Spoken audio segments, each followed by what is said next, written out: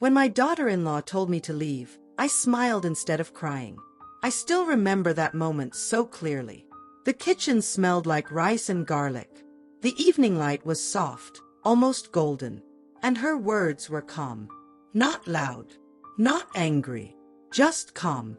I think it would be better if you stayed somewhere else for a while. For a while. Those 3 words stayed with me longer than the sentence itself.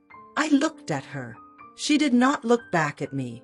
She kept wiping the counter, as if she had only asked me to pass the salt. My son was not home yet, and I stood there, holding the dish towel in my hands, feeling something very quiet break inside my chest. But I did not argue. I did not cry. I just nodded. "All right," I said softly. "If that's what you think is best." It surprised her that I agreed so quickly. I could see it in her eyes. Maybe she was ready for a fight. Maybe she had practiced this conversation in her head many times. But I was too tired to fight. And maybe I already knew this day would come. The strange thing is, she never said sorry. Not that night. Not the next day. Not even years later. And yet, I forgave her anyway. I forgave her before she ever asked. Sometimes I ask myself why. Why did I stay silent? Why did I leave my own son's house without protest? Why did I carry my small suitcase out the door like a guest who had overstayed? The truth is simple. I loved them. And sometimes love makes you choose peace over pride. Music softens. Fade to image of family photo on a shelf.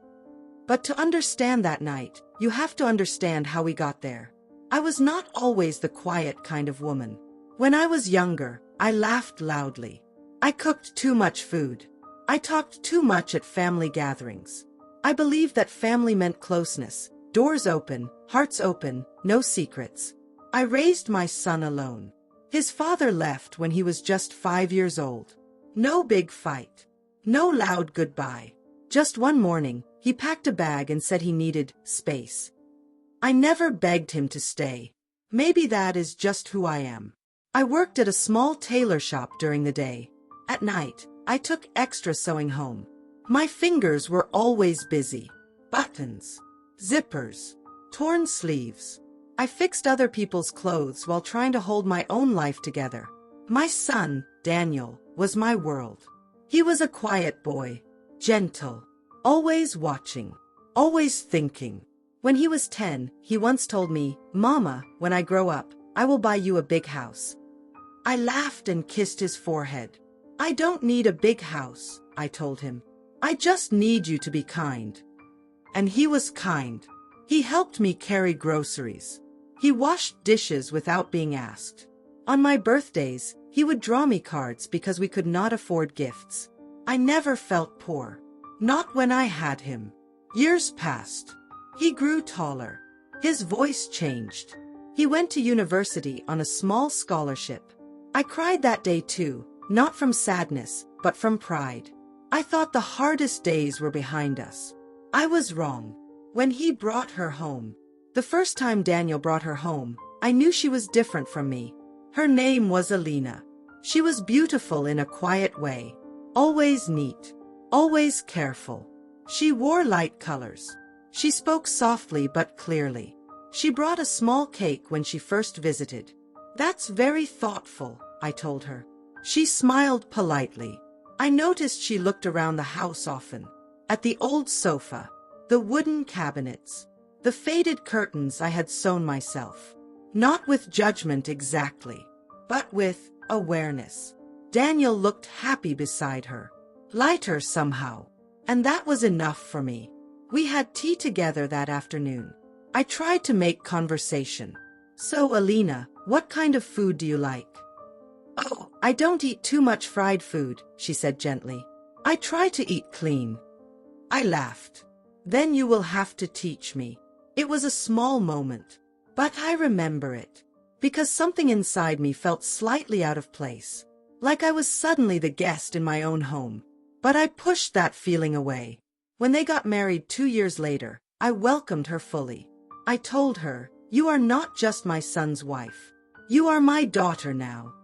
She smiled, but she did not say the same words back. That was the beginning. At first, everything seemed normal. They both worked long hours. They saved money. They bought a small house closer to Daniel's office. When they asked me to move in with them after my retirement, I felt honored.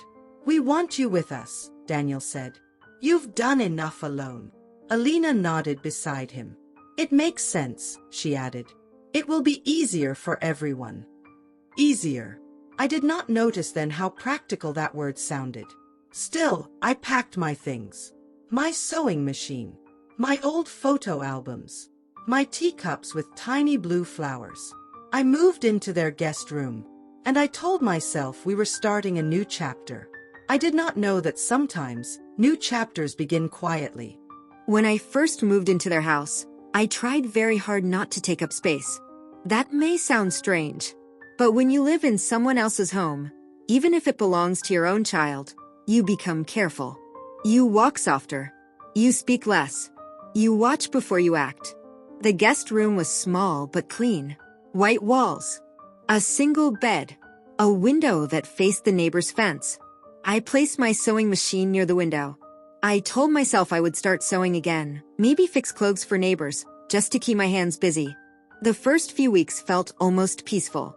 In the mornings, I woke up early. Old habits do not leave easily.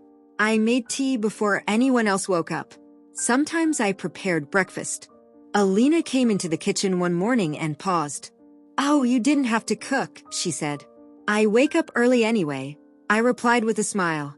"It gives me something to do." She nodded. "We usually just eat toast.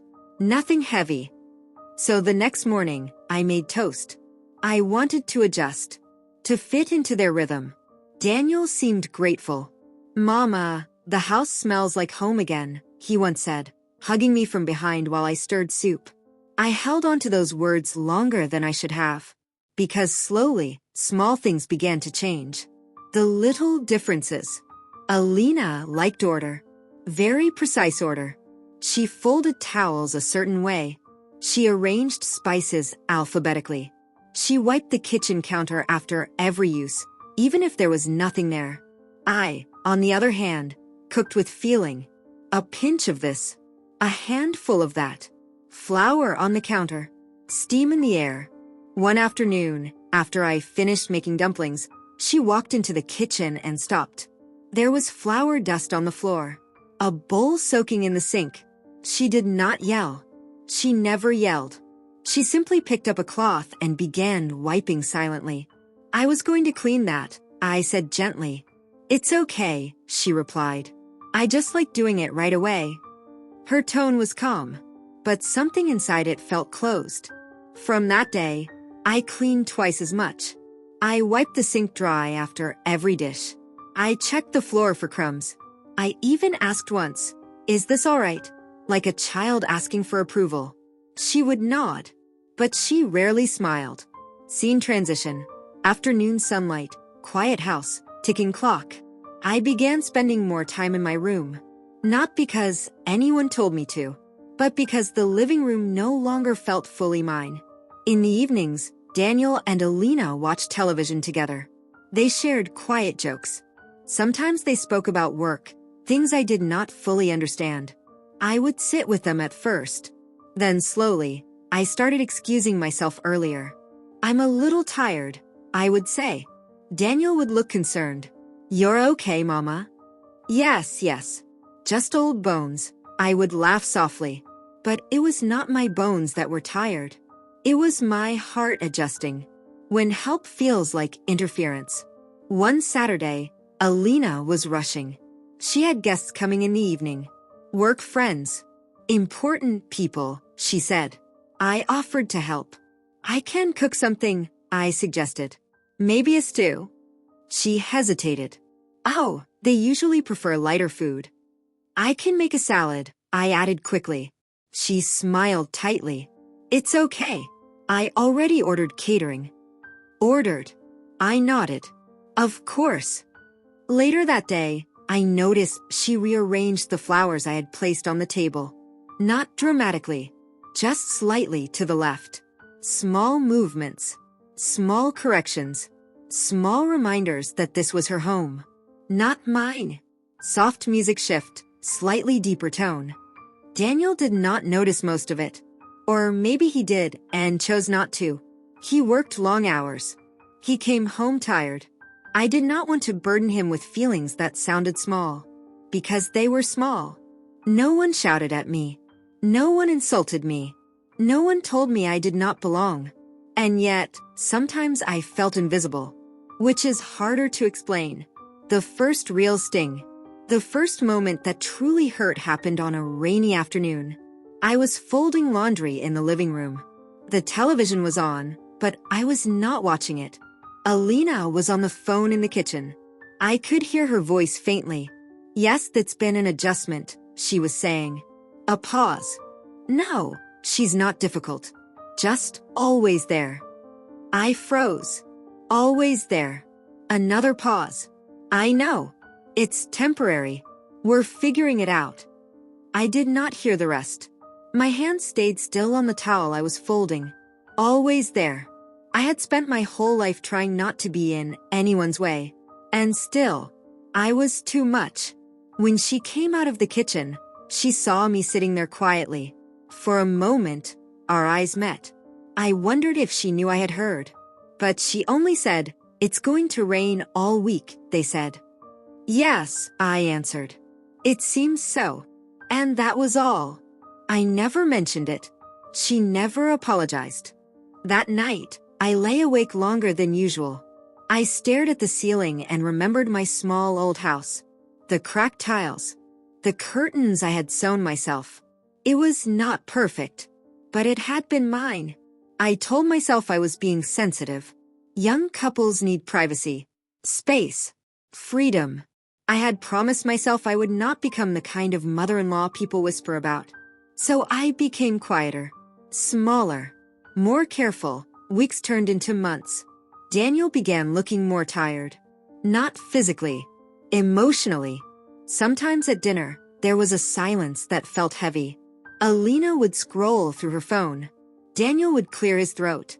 I would ask simple questions. How was work? Fine, they both would answer. One evening, Daniel followed me to my room after dinner. "Mama," he said softly, "are you happy here?" The question surprised me. "Of course," I replied quickly. He studied my face. "You can tell me if something feels off." I forced a gentle smile. "Nothing is off. You both are busy. That is normal." He nodded slowly, but I could see the conflict in his eyes. The house was not loud. It was not cruel. It was simply quiet. Too quiet sometimes. And in that quiet, misunderstandings grew like plants without sunlight. No one watered them. No one trimmed them. They just grew in silence. And I felt it coming. Not a storm. Not an explosion. Just a moment. A calm sentence. Spoken gently in a clean kitchen. "I think it would be better if you stayed somewhere else for a while." But that moment had not arrived yet. For now, we were still pretending everything was fine. And sometimes pretending lasts longer than truth. He loved us both. And love, when divided, becomes complicated.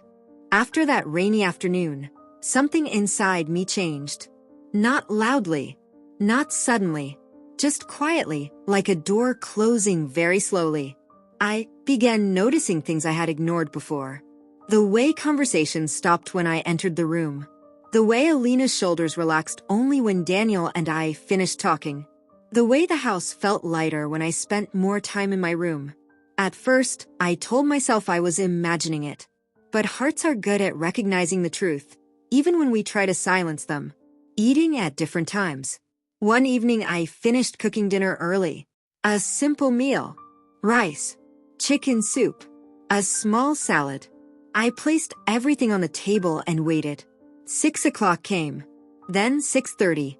At 7, I finally heard the front door open. Daniel and Alina walked in together. "Oh," Alina said when she saw the table. "You cooked." "Yes," I replied gently. "I thought we could eat together." She looked slightly uncomfortable. "We already ate something small at work," she explained. There was a meeting. Daniel glanced at the table, then at me.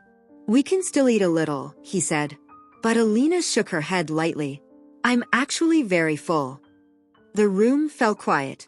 Daniel sat down anyway and spooned some soup into a bowl. "It smells great, Mama," he said softly. But the moment felt uneven, like a chair with one short leg. I forced a smile. "Next time tell me if you'll eat out," I said. "Then I won't cook so much." Alina nodded. "Yes, that's probably better." Probably better. Those words stayed with me for the rest later. As I washed the dishes, Daniel came into the kitchen. "You didn't have to make such a big meal," he said quietly. "I know," I replied. There was a pause. "Alina has been stressed lately," he added. "I understand," I said. And I did. But understanding something does not always make it hurt less. The living room that was no longer mine.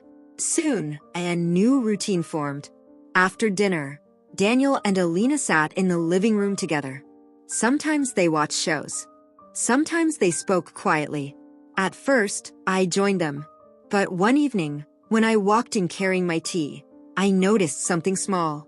There were only 2 cups on the table, 2 plates, 2 blankets on the sofa. I stood there for a moment before sitting down. No one said anything. No one needed to. After that night, I stopped joining them. Instead, I drank my tea in my room. The house felt calmer that way. For them. And maybe for me too, out of the night. Weeks passed. The distance between us grew in quiet ways. Not arguments. Not shouting. Just absence. And sometimes absence hurts more than words. The dinner invitation. One afternoon, Daniel told me we were having guests again. "My manager and his wife are coming over," he said while tying his tie in the hallway mirror. "That's nice," I replied. "They're very important for my work." I nodded. Should I cook something? Before he could answer, Alina stepped into the room. "No, I've already planned everything," she said. Her tone was polite, but firm. "I'll help clean afterward," I offered. She hesitated. "That won't be necessary." Just like that. The sentence was simple, but it carried a quiet message. Stay out of the way. That evening I stayed mostly in my room. I did not want to make anyone uncomfortable. But around 8 o'clock, I heard laughter in the living room. Warm laughter. Friendly voices. For a moment, I felt curious. So I stepped into the hallway. The door to the living room was slightly open. I could see the guests sitting at the table. Candles. Plates. Wine glasses. Everything looked beautiful. Alina noticed me first. Her smile faded just a little. "Oh," she said quickly. "This is Daniel's mother." One of the guests nodded politely. "Nice to meet you." I smiled gently. "Welcome," I said. "I hope you enjoy the evening." Then I stepped back into the hallway. No one asked me to sit. No one asked me to stay. And I understood. Later that night, Daniel knocked on my door. "Mama." "Yes." He stepped inside slowly. "Why didn't you join us?" I looked up from the book I wasn't really reading. "You seemed busy." His face tightened slightly. "You're part of this family." I smiled faintly. "Of course." But we both knew something was changing. Something quiet. Something fragile. The conversation I was never meant to hear. A few days later, another moment arrived. One of those moments that slips into your life quietly and never leaves. It was late evening. Daniel had fallen asleep on the couch while watching television. I covered him with a blanket and turned off the lights. As I walked down the hallway, I heard voices from the kitchen. Alina was speaking softly on the phone again. I did not mean to listen, but my name stopped my feet. "I know," she was saying. "It's just difficult with her here." Silence. Then she sighed. "No, she's not mean. She's just always around." Those same words again. Always around. My chest felt tight. "I feel like I can't breathe in my own house sometimes," she continued quietly. There was another pause. "Yes," she said finally. Daniel doesn't see it. I stood there in the dark hallway for a long time. The refrigerator hummed softly. A clock ticked somewhere. And I realized something painful. I had become a problem in a home I had never tried to control. That night I could not sleep. I thought about leaving, packing my things quietly, returning to my old neighborhood. But Daniel had asked me to live here. He wanted me close, and I did not want to hurt him. So I stayed.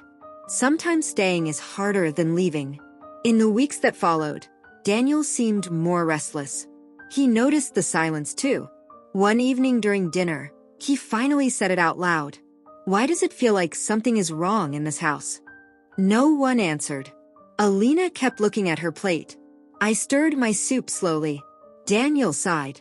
"Can we just talk honestly?" Alina looked up then. "We are talking honestly." "No," Daniel said quietly. "We're pretending." The air in the room felt heavy.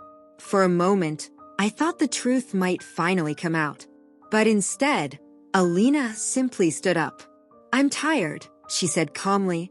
And she left the table. Daniel stared at the empty chair. Then he rubbed his forehead slowly. "I don't understand," he whispered. I reached across the table and touched his hand. "It will pass," I told him. But deep down, I knew something else was coming. Not an argument. Not a fight. Just a quiet sentence. Spoken gently in a clean kitchen. A sentence that would change everything. "I think it would be better if you stayed somewhere else for a while."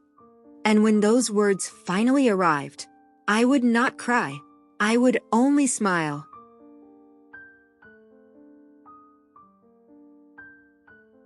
The day it finally happened was very ordinary. Nothing dramatic. No shouting. No warning. Just another quiet evening in a quiet house. I remember the smell first. Garlic and rice cooking slowly in the pan. Cooking always calmed me. It gave my hands something to do while my mind wandered through old memories. Daniel had not come home yet. His job often kept him late. Alina sat at the kitchen table with her laptop open. She was typing quickly, her eyes focused on the screen. The only sounds in the kitchen were the soft tapping of her keyboard and the gentle bubbling of the soup. For a long time, neither of us spoke. Then suddenly, she closed the laptop. The click sounded louder than it should have. I turned slightly toward her. She was looking at the counter, not at me. And then she said the sentence that would stay in my memory forever. "I think it would be better if you stayed somewhere else for a while."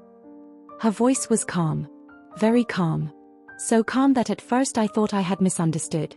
I placed the spoon down slowly. "I'm sorry," I said gently. She finally looked up. "I mean, maybe it would be good for everyone if you had your own place again." Her words were polite, carefully chosen, but the meaning was clear. I did not answer right away. Instead, I looked around the kitchen. The same kitchen where I had made breakfast every morning. The same table where we had eaten dinner together many nights. Everything looked the same. But suddenly it felt like I was seeing it as a guest. Not as someone who lived there. "I see," I said softly. Alina shifted slightly in her chair. "It's not that you did something wrong," she added quickly. "I know," I replied. There was a long pause. She seemed uncomfortable. But she continued. "You deserve your own space. Your independence." Independence. That word sounded strange to me. I had lived independently for many years before moving into this house. But I understood what she really meant. Space. Distance. Freedom. From me. I folded the dish towel slowly in my hands. "Did Daniel ask for this too?" I asked. Her eyes flickered for a moment. "No," she said. "He doesn't understand the situation." That answer told me everything. I nodded once. "All right," I said.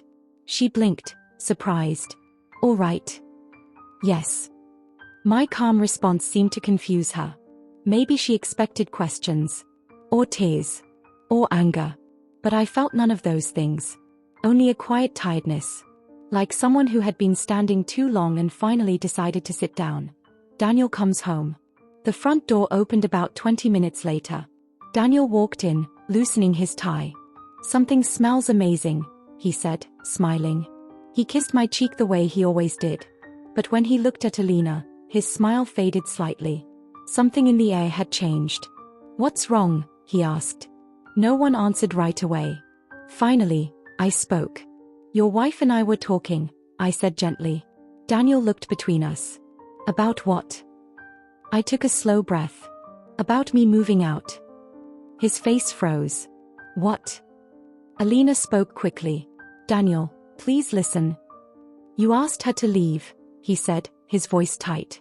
"I asked her to consider having her own place again." "That's the same thing." The room filled with tension. I stepped forward. "Daniel," I said softly, "it's all right." "No, it's not all right," he replied. He turned toward Alina. "Why didn't you talk to me about this?" "I tried," she said quietly. "You just didn't hear me." Daniel ran his hand through his hair. "This is my mother. And this is my home too," Alina replied calmly. The words hung in the air. My son stood between us. Two people he loved. Two different directions. And I suddenly understood something very clearly. If I stayed, the house would break. If I left, maybe it would survive. Packing the suitcase. "I'll pack tonight," I said quietly. Both of them looked at me. "Mama, no," Daniel said immediately. But I had already made the decision. "It's okay," I told him. "I don't want you to go," he said. I touched his arm gently. "You don't have to choose between us." Alina stayed silent. Her face was unreadable. I walked to my room slowly. The hallway felt longer than usual. My room looked exactly the same. My sewing machine near the window. My small suitcase under the bed. The same suitcase I had used years ago when Daniel left for university. Life has a strange way of repeating moments. I placed the suitcase on. I stepped out into the cool evening. The street was quiet. A single street light glowed softly. Behind me, the door closed. Not loudly. Just a soft click. And with that small sound, my chapter in that house ended. She never said sorry. Not that night. Not the next day. Not even years later. But strangely, as I walked down that quiet street with my suitcase in my hand, I realized something unexpected. I was not angry. I was only peaceful. Because sometimes forgiveness begins long before anyone asks for it. The bed and opened it. The zipper made a long, quiet sound. Scene cue, soft piano, slow packing visuals. I folded my clothes carefully. 3 dresses. 2 sweaters. My photo album. The teacups with blue flowers. Each item held a memory. But memories do not need space in a house. They live somewhere else. Inside us. As I packed, I heard voices in the living room. Daniel and Alina speaking in low tones. I could not hear the words. But I could hear the sadness. And that was enough. The goodbye at the door. About an hour later, I carried the suitcase to the front door. Daniel stood there waiting. His eyes were red. "Mama, please stay tonight," he said. I shook my head gently. "It will be easier this way." "Where will you go?" "I'll find somewhere." He hugged me tightly. The same way he used to hug me when he was a little boy. "I'm sorry," he whispered. I kissed his cheek. "You did nothing wrong." Then I turned toward Alina. She stood a few steps away. Silent. Still. Our eyes met. For a moment, I wondered if she would say something. Anything. Maybe just one word. "Sorry." But she didn't. She only nodded slightly. And that was the end of the conversation. I stayed at the bakery for 2 weeks. During those days, I thought a lot about my life. About Daniel. About Alina. About the many quiet moments that had led to that evening in the kitchen. It would have been easy to blame her. Many people probably would have. But the truth is rarely simple. Maybe she truly felt trapped. Maybe she wanted a life where she and Daniel could grow together without feeling watched. Maybe she was afraid to say those things out loud. Fear can make people behave in cold ways. And sometimes people hurt others simply because they do not know how to speak honestly. The more I thought about it, the more I understood something. She was not cruel. She was just human. Finding a new place. After 2 weeks, I found a small apartment near a park. It had pale yellow walls and a tiny kitchen. The window looked out onto a row of tall trees. Every afternoon, children played there after school. Their laughter drifted through the open window. It reminded me of the days when Daniel was young. I brought my sewing machine from storage and placed it by the window again. Soon neighbors began bringing small repair jobs. A torn sleeve. A broken zipper. A dress that needed shortening. The work was simple, but it filled my days with quiet purpose. And slowly, the empty feeling inside my chest became lighter. Life settled into a gentle rhythm. Morning tea. A walk through the park. Sewing in the afternoon. Reading in the evening. Sometimes loneliness visited. But loneliness is not always an enemy. Sometimes it simply sits beside you like an old friend who understands silence. The first visit. 3 months passed before Daniel came to see me. I heard a knock on my door one Sunday afternoon. When I opened it, he stood there holding a small bag of groceries. For a moment, we both just looked at each other. Then he hugged me tightly. "I missed you," he said quietly. "I missed you too," I replied. We sat at my small kitchen table. I made tea. He looked around the apartment slowly. "It's nice here," he said. "It's peaceful," I answered. There were many things we could have talked about. But neither of us mentioned that night. Some memories need time before they can be spoken. The question he finally asked. After a long silence, Daniel finally said something that had clearly been waiting inside him. "Mama, are you angry with her?" I looked at my tea for a moment. Then I shook my head. "No." He seemed surprised. "Not even a little." I smiled softly. "Anger is heavy," I said. "And I am too old to carry heavy things." He laughed quietly at that. But his eyes were still sad. "She should have said sorry," he whispered. "Maybe she should have. But life does not always give us the apologies we deserve. Sometimes it only gives us the chance to decide what kind of heart we want to have." Daniel began visiting once every few weeks. Sometimes he brought groceries. Sometimes we just walked in the park together. He never spoke badly about Alina. And I never asked him to choose sides. Love should never feel like a competition. Years moving quietly forward. Time passed the way it always does. Slowly when we are waiting. Quickly when we look back. The seasons changed outside my window. Green leaves became orange. Orange became bare branches. Bare branches turned green again. And somewhere in those quiet years, the pain of that night faded. Not completely, but enough that it no longer controlled my thoughts. Forgiveness works like that. It does not erase memories. It simply removes the sharp edges. Sometimes I wondered if Alina ever thought about that evening in the kitchen. If she ever replayed that conversation in her mind. If she ever wished she had chosen different words. But those questions were no longer mine to answer. Because forgiveness is not something we give to change the past.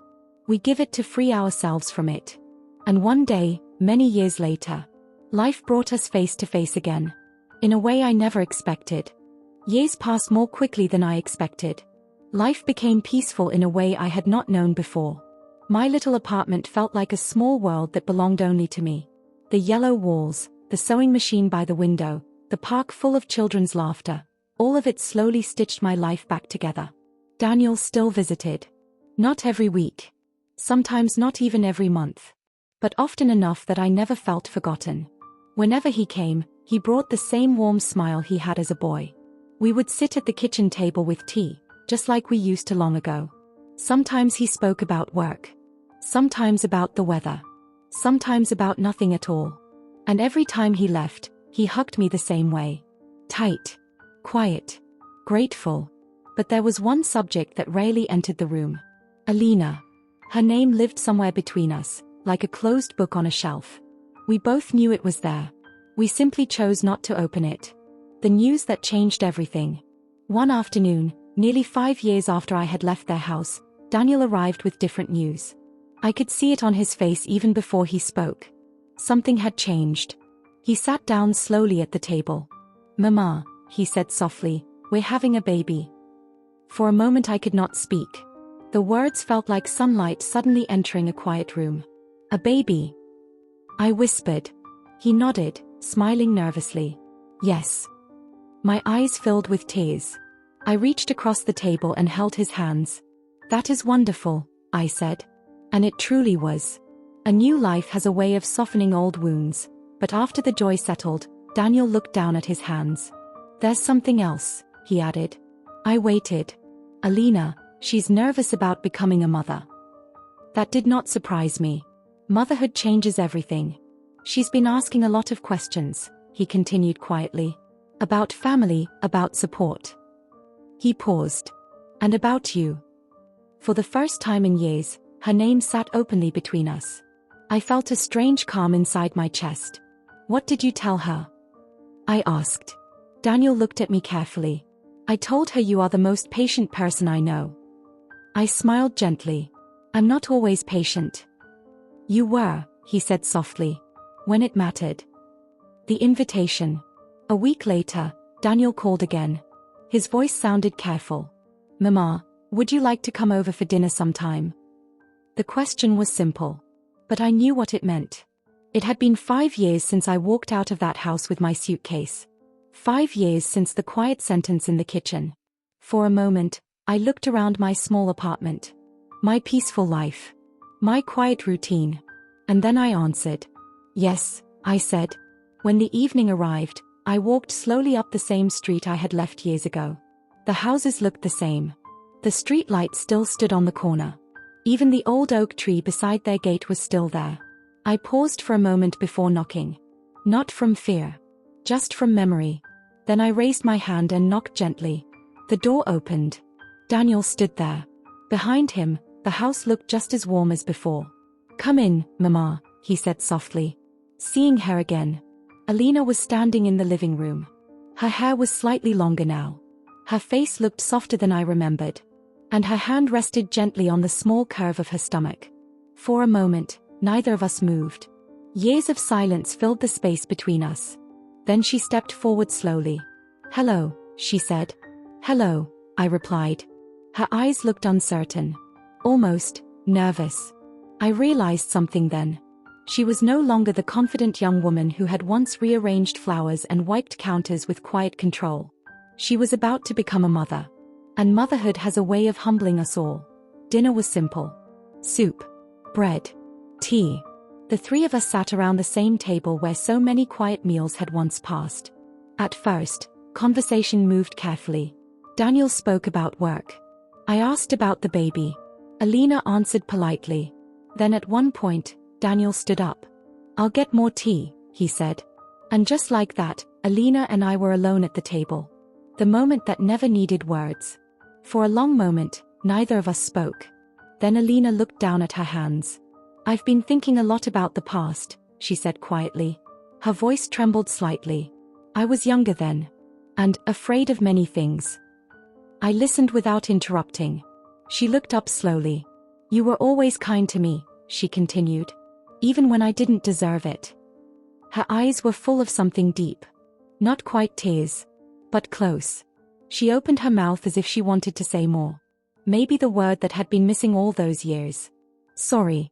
But before she could speak, I gently placed my hand over hers. It's all right, I said softly. She looked surprised. But It's all right, I repeated. And in that moment, something quiet passed between us. Not an apology. Not a confession. Just understanding. Sometimes forgiveness does not need the word sorry. Sometimes it only needs two people who have grown enough to see each other clearly. When Daniel returned with the tea, the room felt different. Lighter. Softer. As if an invisible weight had finally been lifted. Later that evening, when I prepared to leave, Alina walked me to the door. Thank you for coming, she said. I smiled. Thank you for inviting me. She hesitated for a moment. Then she surprised me by hugging me gently. It was a careful hug. But it was real. The lesson life taught me. As I walked home that night, the air felt cool and peaceful. The same street light glowed softly above the road. The same quiet neighborhood surrounded me. But my heart felt lighter than it had in many years. Because I finally understood something important. Forgiveness is not something we give to someone else. It is something we give to ourselves. If I had carried anger all those years, it would have followed me everywhere. Into my apartment. Into my sleep. Into every memory. But letting go allowed my life to continue. And in the end, it allowed a broken family to quietly find its way back together. Alina never truly said the word sorry. Not that night in the kitchen. Not in the years that followed. But somehow, she didn't have to. Because forgiveness had already been waiting long before the apology ever arrived. And sometimes, that is enough. Final reflection. Life rarely gives us perfect endings. People make mistakes. Words are left unsaid. Hearts misunderstand each other. But kindness has a strange power. When we choose patience instead of anger, when we choose peace instead of pride, we leave the door open for healing, even years later. And sometimes, that quiet choice becomes the reason a family finds its way home again.